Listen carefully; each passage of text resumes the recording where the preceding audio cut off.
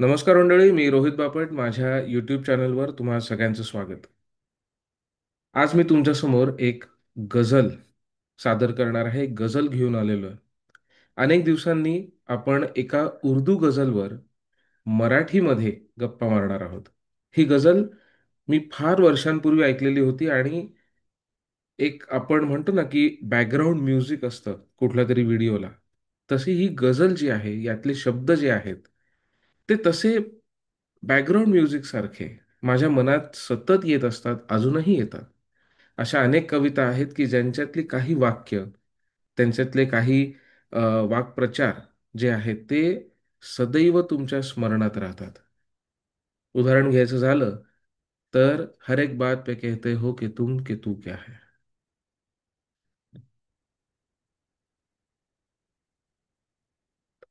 नमस्कार मंडळी, मी रोहित बापट. माझ्या यूट्यूब चॅनलवर तुम्हा सगळ्यांचं स्वागत. आज एक गझल तुमच्यासाठी घेऊन आलेलो आहे. बरेच दिवसांनी आपण उर्दू गझलवर मराठीत गप्पा मारणार आहोत. गझल आहे मिर्झा गालिब यांची. आणि माझी खात्री आहे की तुम्ही सुद्धा ही गझल ऐकलेली असणार. किमान ज्यांना गझल कविता यांच्याबद्दल प्रेम आहे, कुतूहल आहे, त्यांनी याच्यातले काही शब्द काही वाक्य निश्चित ऐकली असणार आहे.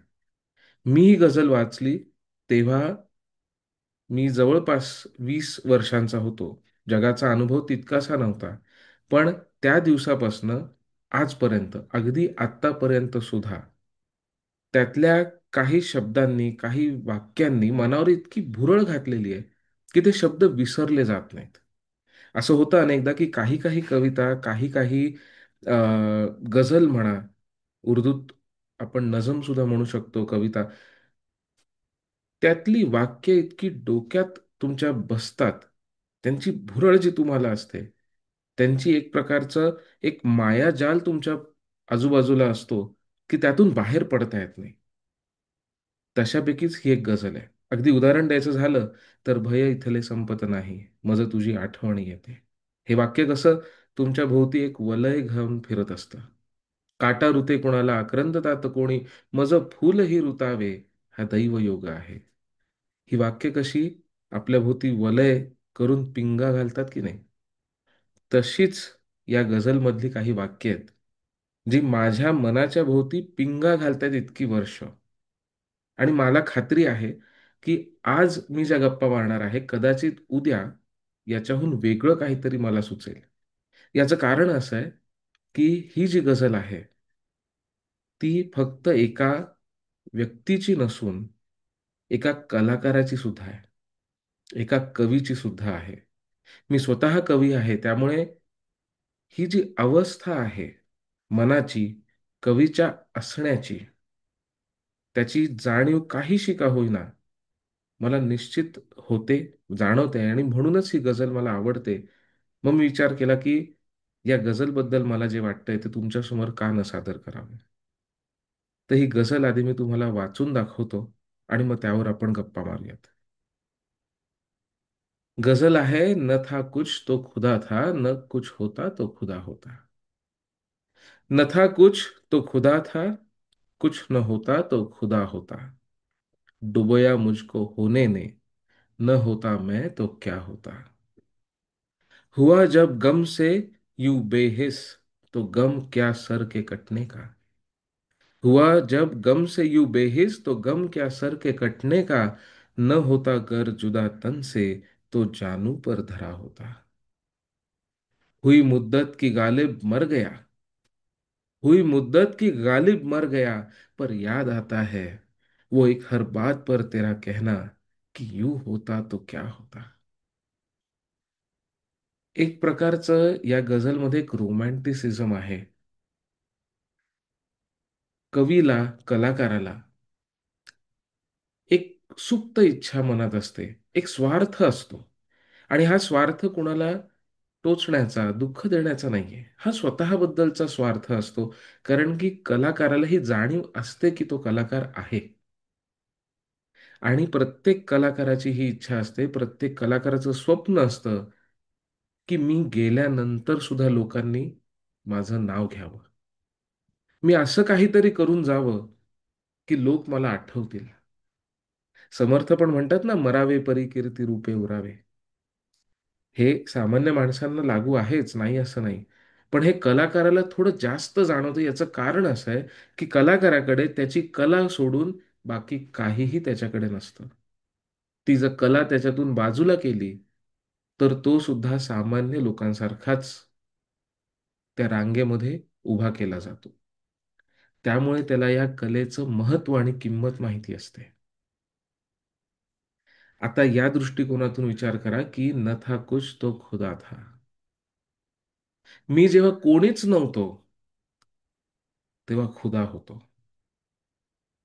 आपण बरेचदा म्हणतो ना की अरे, काय ते दिवस होते जेव्हा कुठलं टेन्शन नव्हतं, काही प्रोफेशनलिझम वगैरे काही नव्हतं.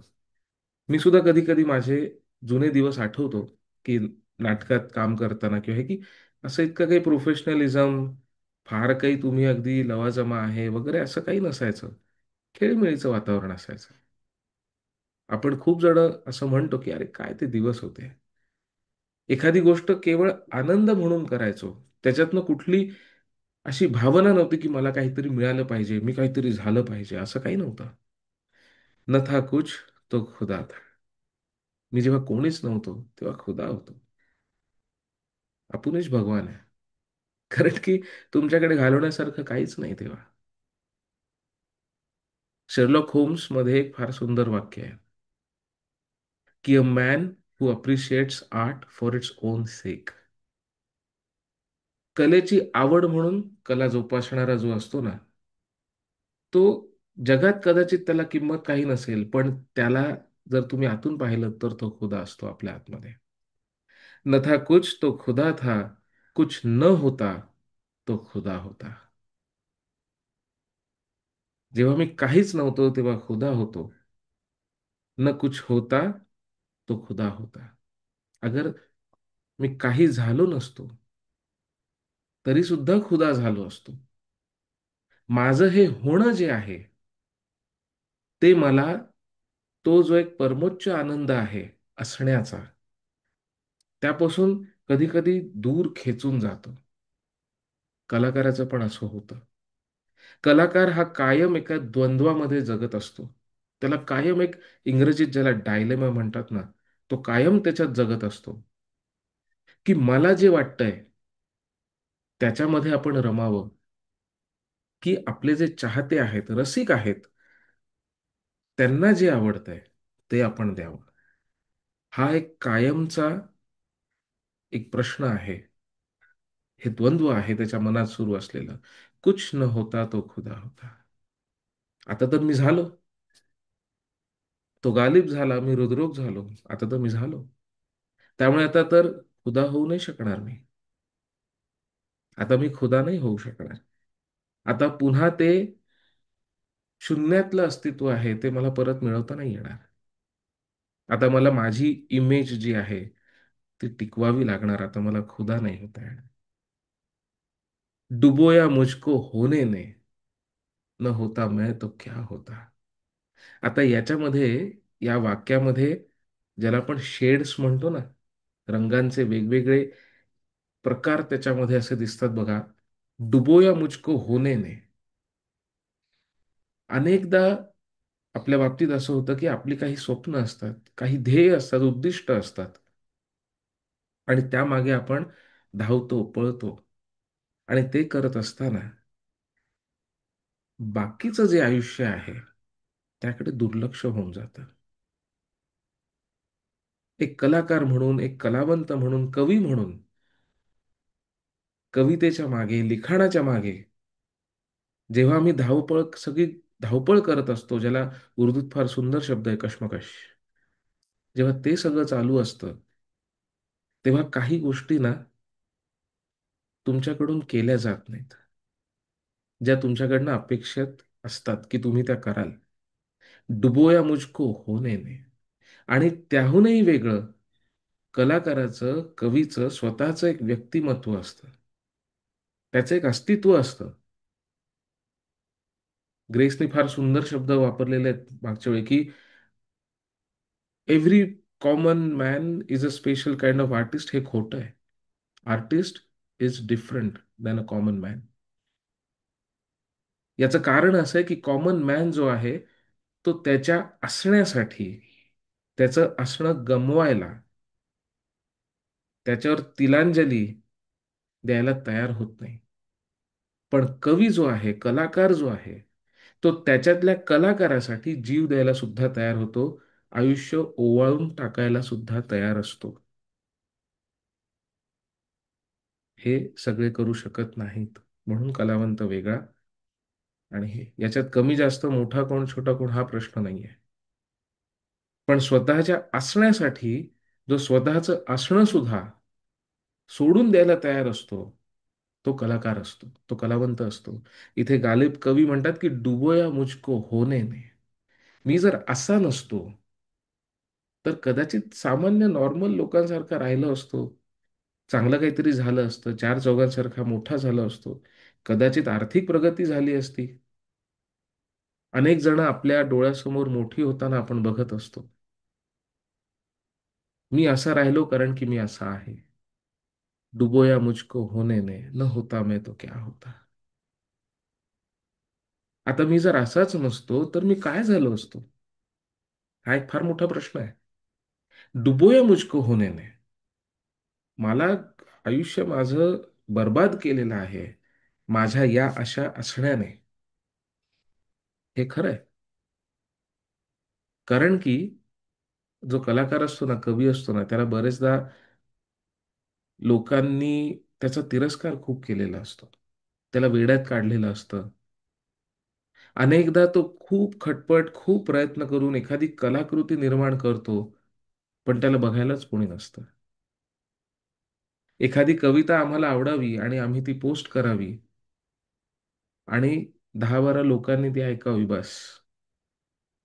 आणि हे करत असताना जेव्हा आम्ही बघत असतो की वाट्टेल तो नंगा नाच जो चालू आहे तो डोक्यावर उचलला जातोय, तेव्हा मात्र हा प्रश्न मी स्वतःला पण विचारतो, डुबोया मुझको होने ने, न होता मैं तो क्या होता. कशाला या फंदात पडलो, कशाला कलाकार झालो. डुबोया मुझको होने ने, सामान्य असतो तो बरा झालो असतो. कारण मी जर असा नसतो तर काय, न था कुछ तो खुदा होता, कुछ न होता तो खुदा होता. डुबोया मुझको होने ने, न होता मैं तो क्या होता. आता हा प्रश्न स्वतःला पण आहे की समजा मी हे नसतो तर काय झालो असतो. काही नाही, सामान्य माणूस झालो असतो, दुसरं काय व्हायचंय, याच्या पलीकडे होणार का काय.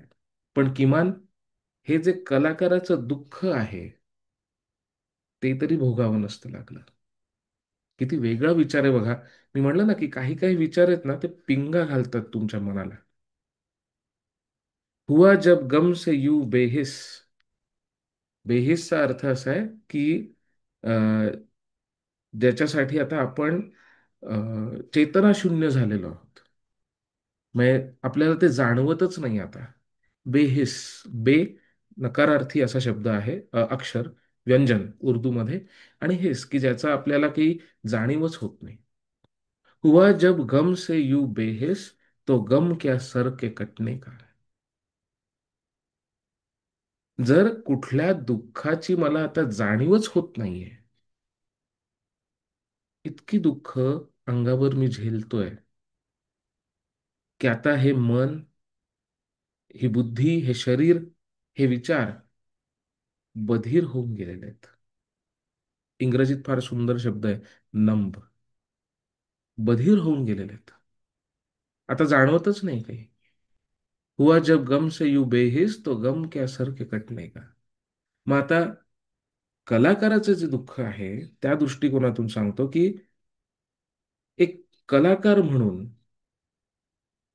जर तुम्हाला कोणी ओळखत सुद्धा नाहीये, तुम्हाला कोणी विचारत सुद्धा नाहीये, तुमचं काही अस्तित्वच नाही, हैसियतच नाहीये, जर हे दुःख जर मी सोसलेलं आहे, तर मग तुम्ही सर का माझं उडवायला काय फरक पडतोय.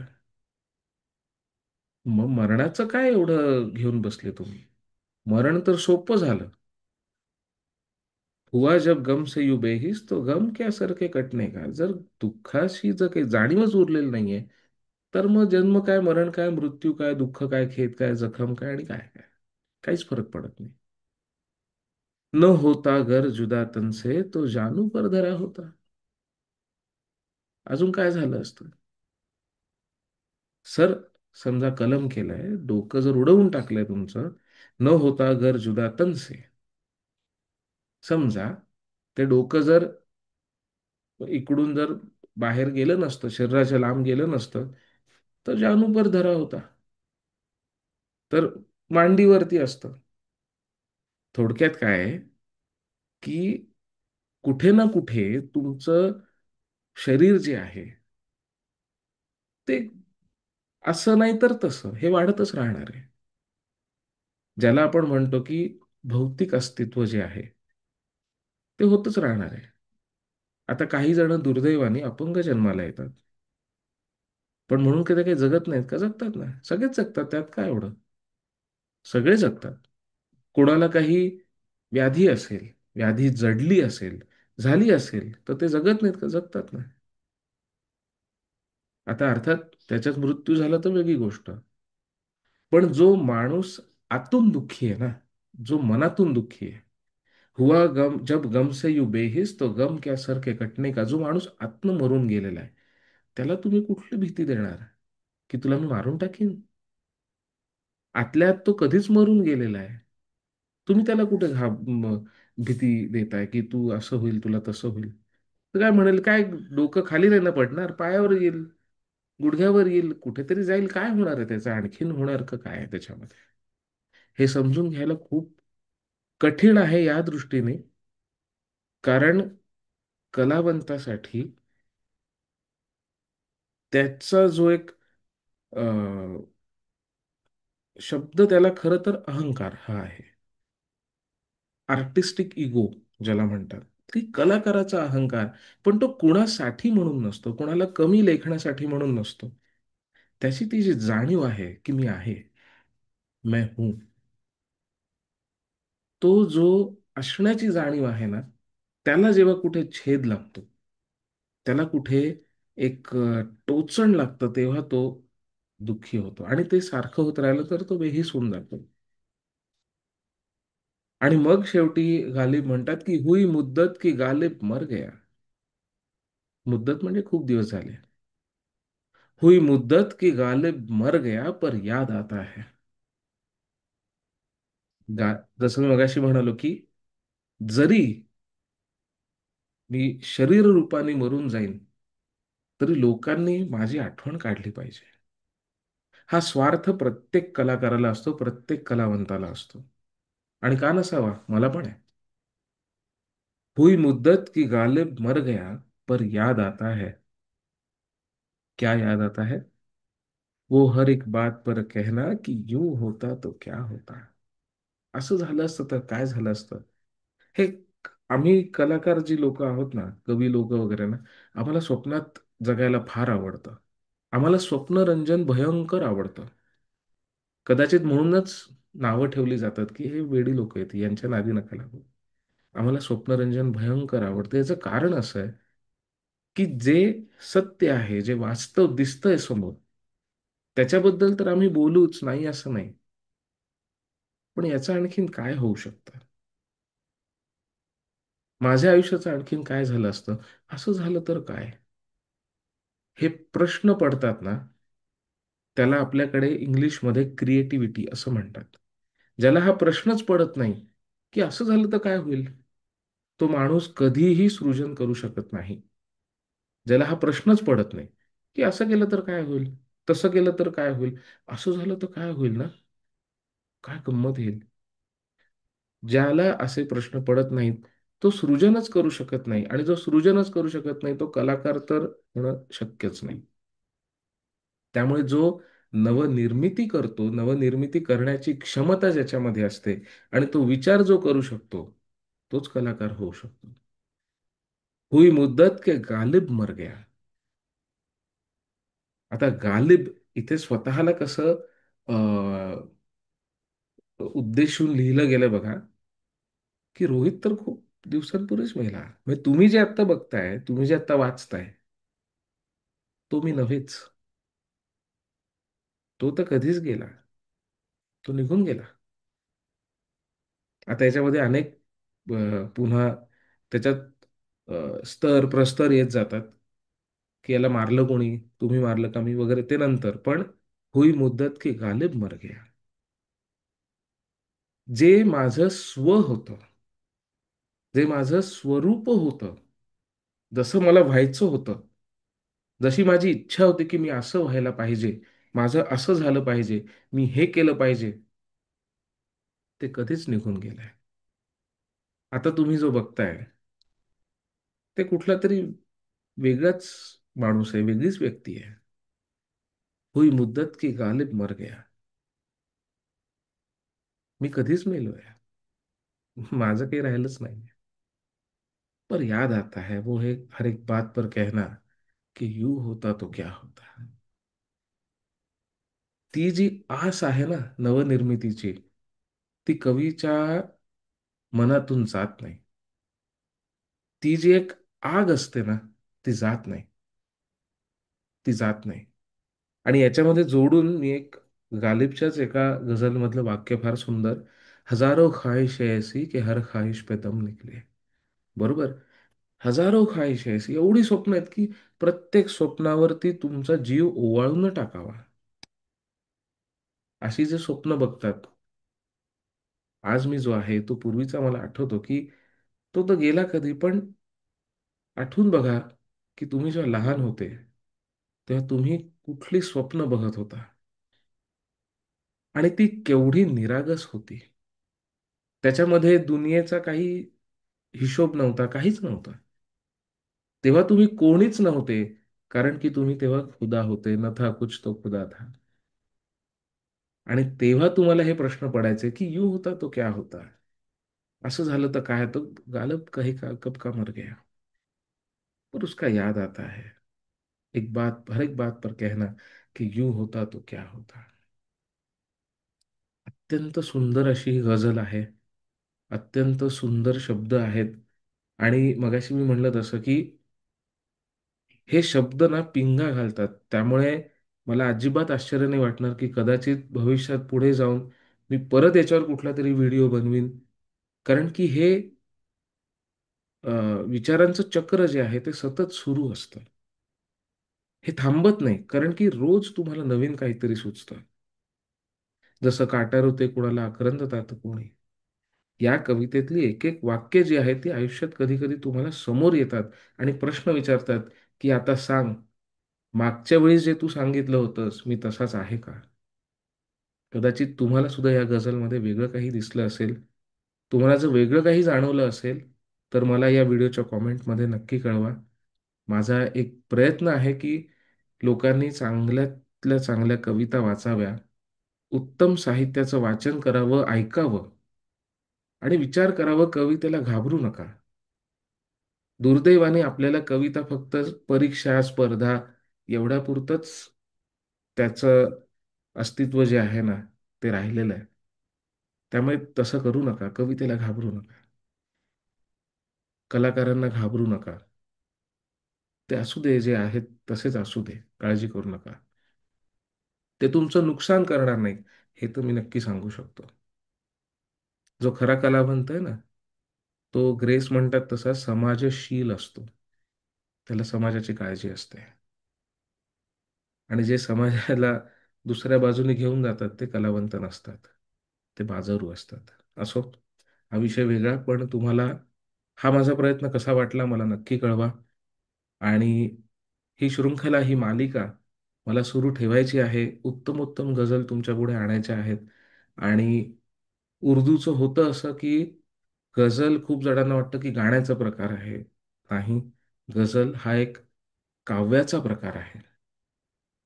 गझल ही एक प्रकारची बांधणी आहे कवितेची. त्यामुळे गझल गायली गेली हे आपण म्हणू शकतो, पण गझल ही खरं तर कविता आहे. पुढच्या वेळी भेटू, पुढची कुठली तरी गझल घेऊन किंवा कविता घेऊन. तोपर्यंत धन्यवाद. माझा चॅनल एकदा भेट द्यायला विसरू नका. फक्त गझलच नव्हे, अनेक विषयांवरती मी व्हिडिओज पोस्ट करत असतो. तुम्हाला जर माझे प्रयोग, माझे व्हिडिओज आवडत असतील तर चॅनलला सबस्क्राईब करा. हा व्हिडिओ आवडला असेल तर लाईक करा, शेअर करा. आणि अनेक लोकांपर्यंत पोहोचवण्याचा सुद्धा प्रयत्न करा. उत्तम उत्तम कविता वाचा. पुढच्या वेळी भेटू. धन्यवाद.